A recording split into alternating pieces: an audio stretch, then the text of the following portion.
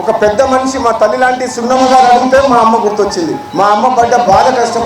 చిన్నప్పుడు మమ్మల్ని సాగినప్పుడు ఆమె ఎంత కష్టపడి సాగింది. ఉదయం బావి దగ్గరికి పోతే కూలీలతో పాటు ఆమె పొలంలో దిగి పనిచేసేది. వ్యవసాయ పనులన్నీ సొంతంగా చేసేది. మళ్ళా రాత్రి ఇంటికి వస్తే మేము చిన్నగా ఉన్నప్పుడు అన్ని పనులు చేసినాక ఊర్లో అందరూ వండుకున్న తర్వాత మా అమ్మ వండుకునేది. మానవతా దృక్పథం ఉన్న మనిషి మా అమ్మ. ఆమె పేరు మీద కట్టియాలి.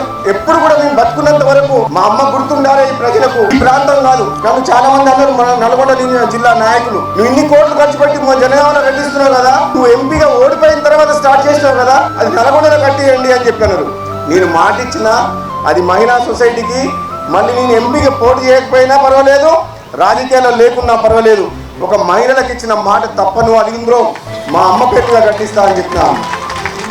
నాకు తెలుసు మా అన్నగారు చెప్పిండ్రు, నాకంటే ముందు మోహన్ రెడ్డి గారు, యశస్వి గారు చెప్పిండ్రు, మహిళలంటే ఇంత గౌరవం ఉండాలంటే మనకు ఈ ప్రపంచంలో తల్లి ప్రేమని మించింది ఏమీ ఉండదు అని చెప్పి నాకు తెలుసు.